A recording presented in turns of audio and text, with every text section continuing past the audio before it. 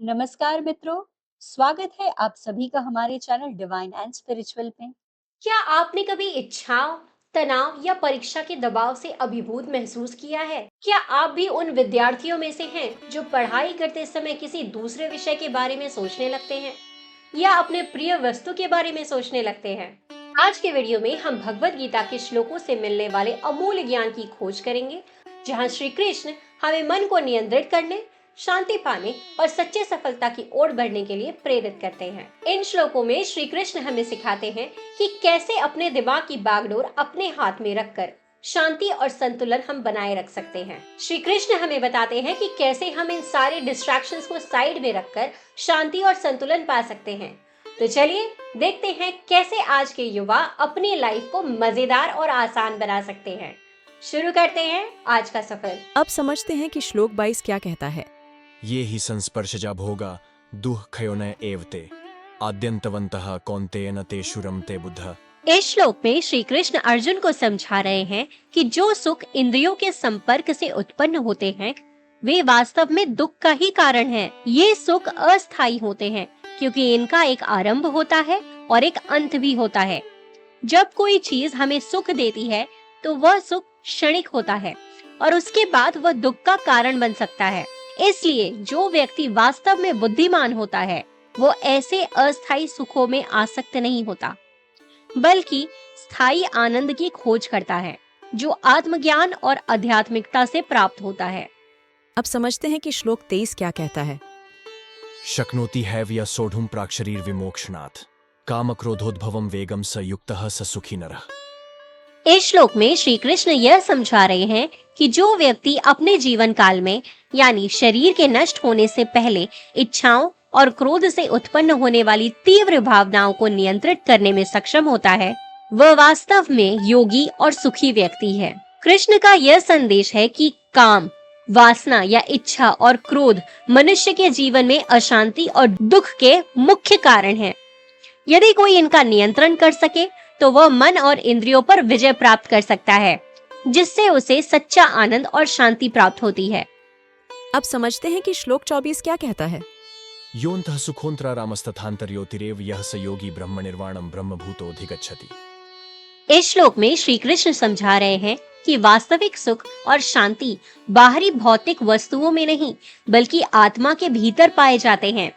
जो व्यक्ति अपने अंदर ही सुख और आनंद का अनुभव करता है, जो बाहरी चीजों के बजाय अपने भीतर रमन रहता है और जो आत्मिक ज्ञान के प्रकाश से प्रकाशित रहता है, वही सच्चे अर्थों में योगी है। कृष्ण का यह संदेश है कि जब व्यक्ति अपने भीतर आत्मिक सुख की खोज करता है और आत्मज्ञान की स्थिति को प्राप्त करता है, तब वह बाहरी संसार की अशांतियों और दुखों से परे हो जाता है।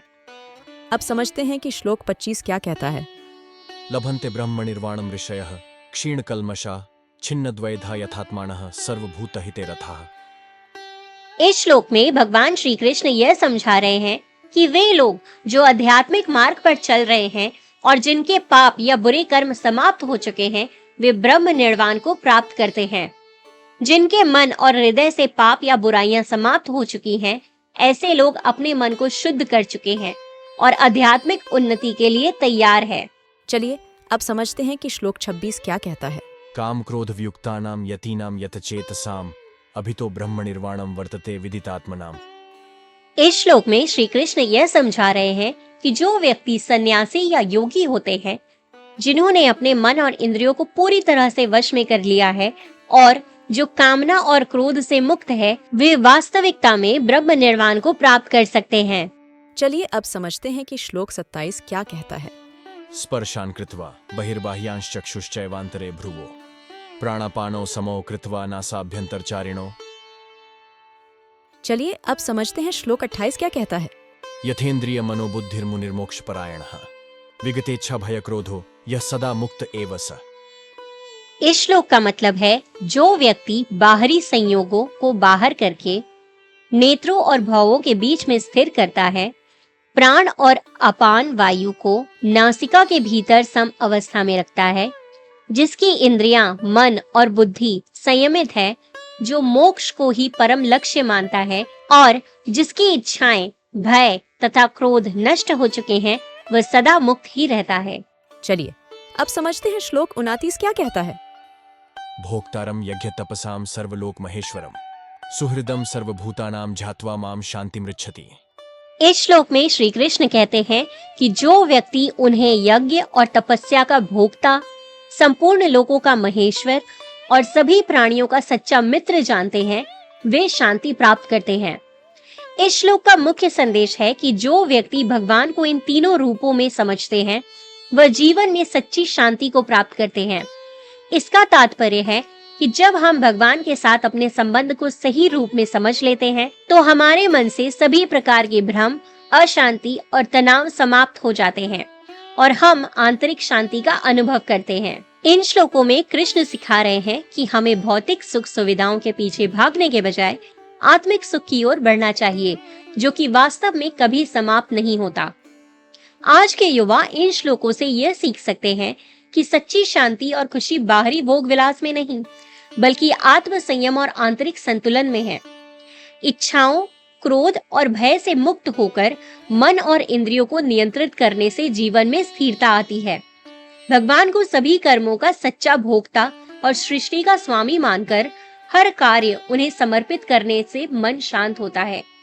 सभी प्राणियों के प्रति प्रेम और सेवा भाव रखने से आंतरिक संतुष्टि मिलती है, जो जीवन को सार्थक बनाती है। ये सीख युवा अपने दिनचर्या में भी उपयोग कर सकते हैं, जैसे कि इच्छा और क्रोध पर नियंत्रण, पढ़ाई के दौरान ध्यान भटकने वाली इच्छाओं और असफलता के डर से बचकर एकाग्रता बनाए रखें। आंतरिक संतुलन, परीक्षा की तैयारी में अनुशासन और नियमितता रखें, जिससे मन शांत और स्थिर रहेगा। सभी प्रयास भगवान को समर्पित करें। नतीजे की चिंता किए बिना अपने मेहनत को ईश्वर को समर्पित समझें। यह तनाव को कम करेगा और आत्मविश्वास भी बढ़ाएगा। सेवा और सहयोग, दूसरों की मदद और सकारात्मक दृष्टिकोण बनाए रखें। इससे मानसिक शांति मिलेगी और परीक्षा में भी बेहतर प्रदर्शन होगा। तो आज हमने सीखा कि सच्ची शांति और संतोष बाहरी भोगों में नहीं, बल्कि आंतरिक संतुलन में है। जब हम भगवान को अपने कर्मों का भोक्ता मानते हैं और सभी प्राणियों के प्रति प्रेम रखते हैं, तभी हम वास्तविकता में सफल होते हैं। अगर आपको ये वीडियो पसंद आया हो तो कृपया लाइक और सब्सक्राइब करना ना भूलें। अपने अनुभव हमें कमेंट में बताएं। मिलते हैं अगले वीडियो में। जय श्री कृष्ण।